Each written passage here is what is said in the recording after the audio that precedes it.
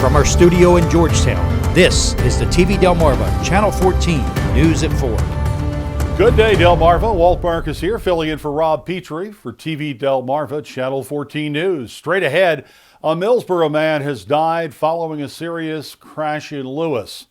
A Millsboro woman was arrested on assault charges after police say she fought a co-worker in the parking lot of a local nursing home. And Dart First State is looking for bus drivers to help fill the demand for the busy busing season at the beach. These stories and more coming up, but weather first with Chief Meteorologist Hunter Outen.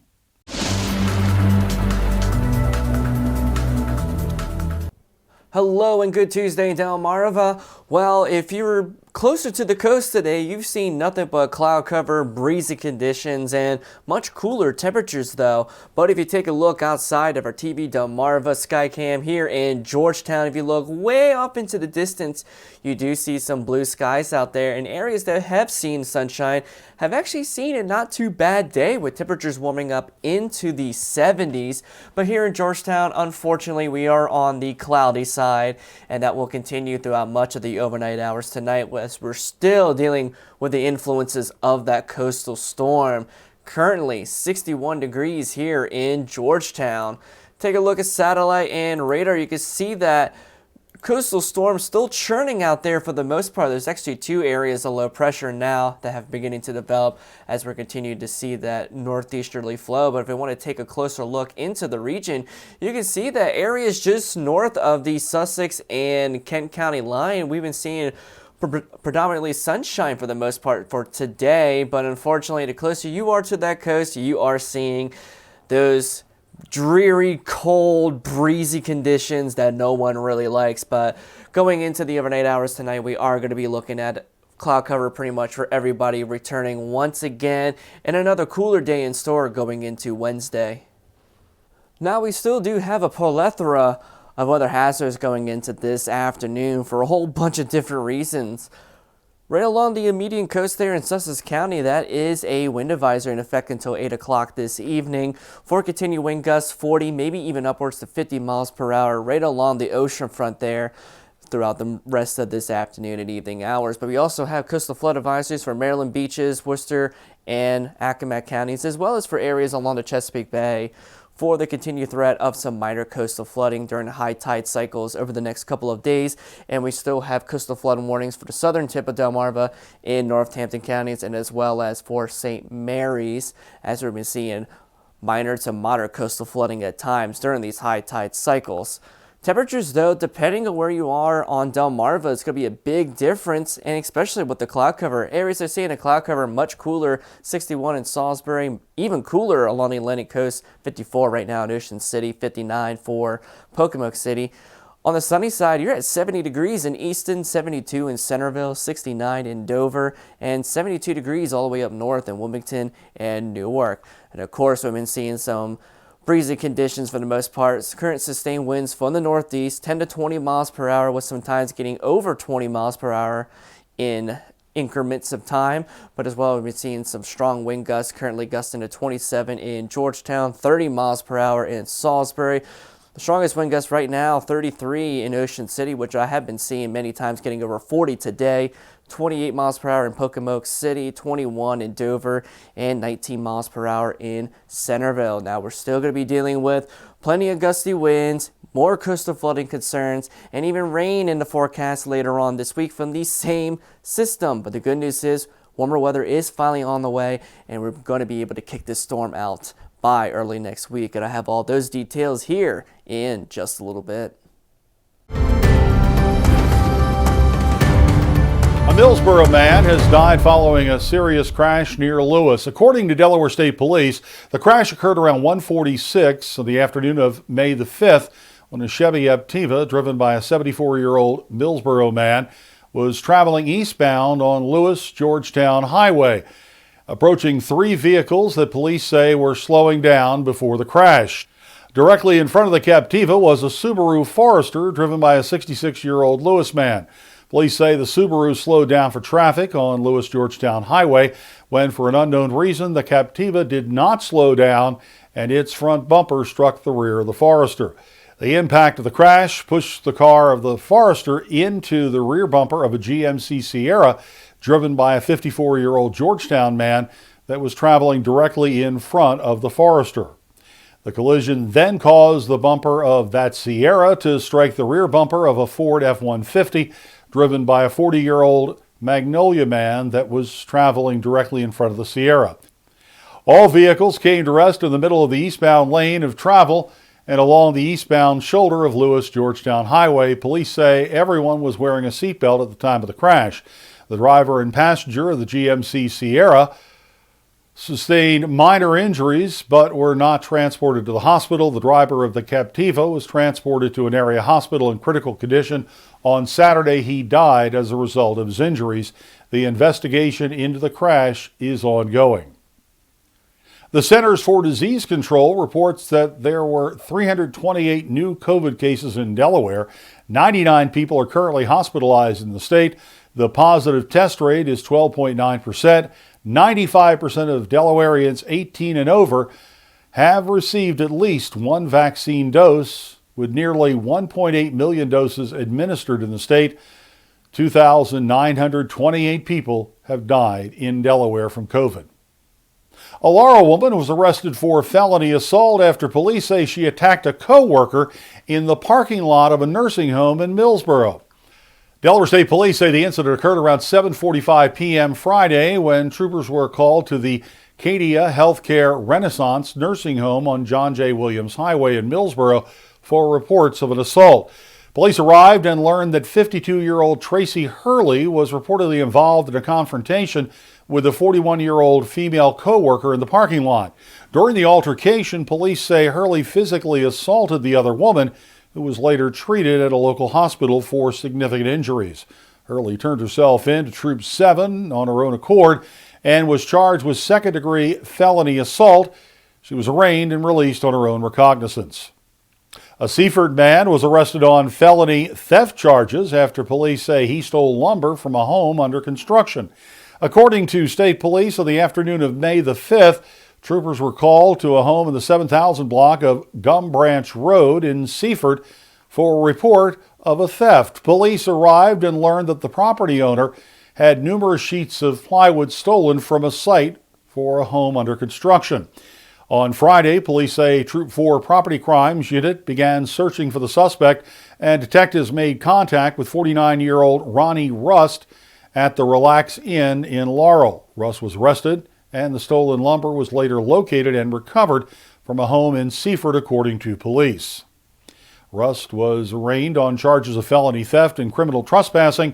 He was later released on his own recognizance. Coming up, Delaware First State is looking for bus drivers to help fill the demand for the busy busing season at the beach. More details straight ahead. Keep it here.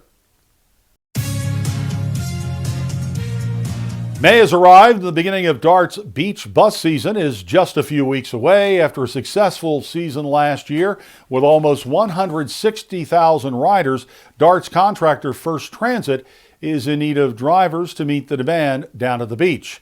With First Transit, drivers can earn $20 per hour and receive a signing bonus of $3,000 if they have a commercial driver's license. For those without a CDL, you're in luck. First Transit will provide CDL training. Those interested in the positions can apply at workatfirst.com and search Rehoboth Beach. Well, it looks like we're going to see more clouds and breezy conditions tonight as we get a preview of your pinpoint weather forecast with Chief Meteorologist Hunter Outen. More cloudy and breezy conditions will continue into the overnight hours tonight. Similar ordeal once we get into Wednesday with more clouds, breezy conditions, and a cooler day overall. We will see that coastal low make a return towards the weekend with more rain chances, but warmer weather is finally on the way towards this weekend as well. So when will this coastal storm finally get the boot out of here? I'll let you know when we come back here on TV Delmarva Channel 14 News.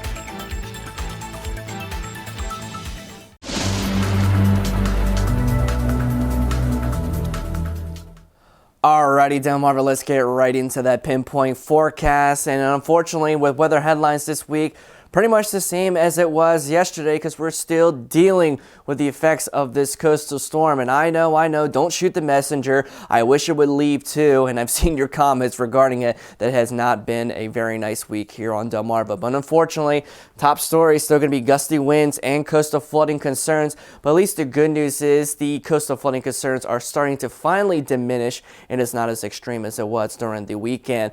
And with that same storm system will return once again this weekend as it rotates back around and will start giving us some rain chances during the weekend time period. And I'm not very happy about that either because I got a lunar eclipse to watch coming up this weekend, Sunday night into Monday, that I would like to see if the weather decides to cooperate. But the only good news this week, warmer conditions are on the way, and when that does, it finally takes this pesky storm system once it rats back around and it gives it the boot. And we got nicer conditions going into next week and even warmer temperatures. We could be looking near 80 degrees.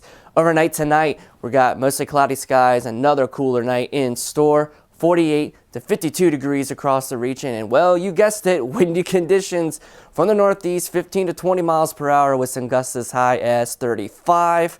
Take a look at Futurecast for the overnight hours into the day on Wednesday. This is 8 o'clock this evening. Still got plenty of clouds here across Delmarva with temperatures in the lower 50s, but we might have to watch out for some areas of some sprinkles trying to rotate around right along our coastal locations this evening.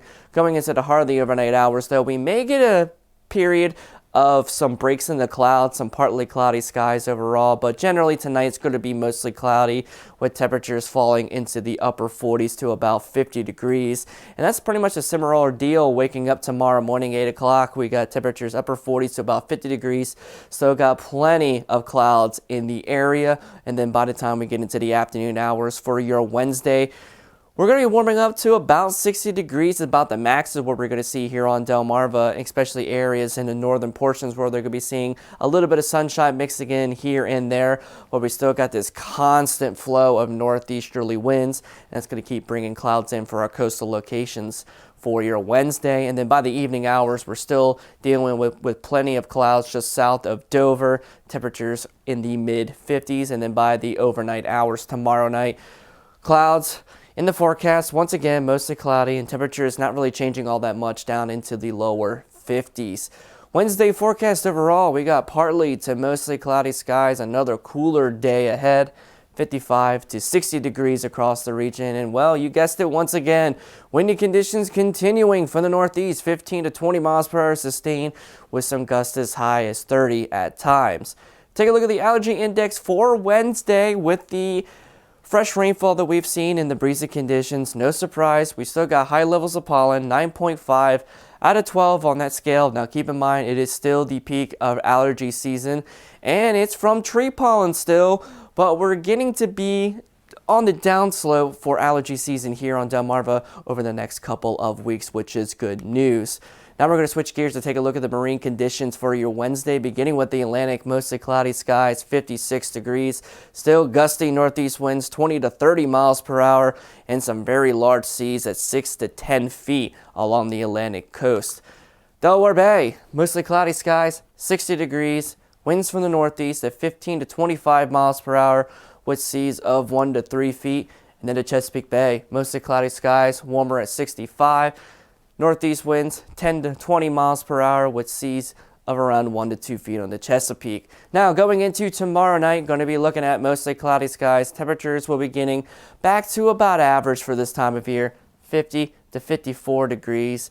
And we're still going to be looking at breezy conditions once again from the northeast at 5 to 15 miles per hour. Well, at least the good news is the surge forecast going into Wednesday, we're finally looking at some lower levels of that added sea rise during those high tide cycles.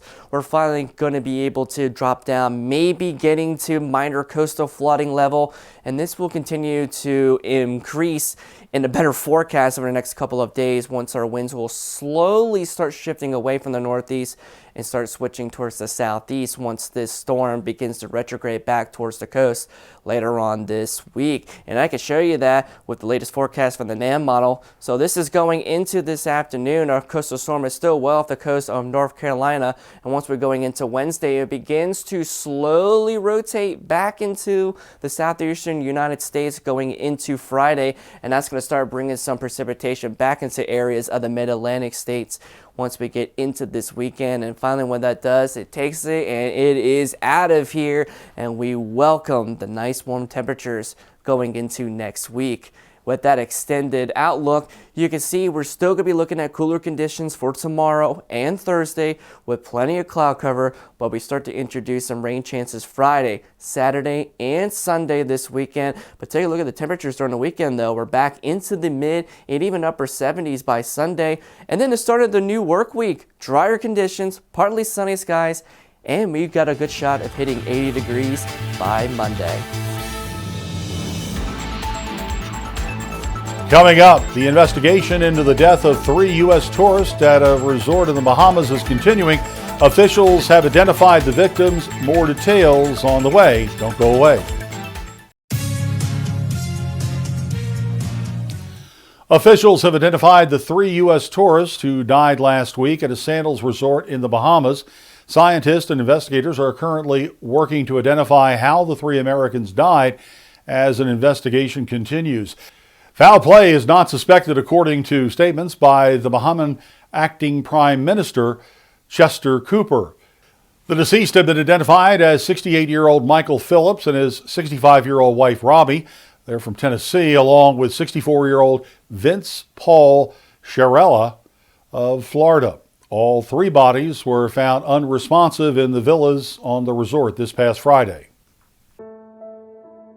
Weather Classroom is sponsored by No Nonsense Office Machines, committed to providing quality products and services with over 15 years of experience here in Sussex County.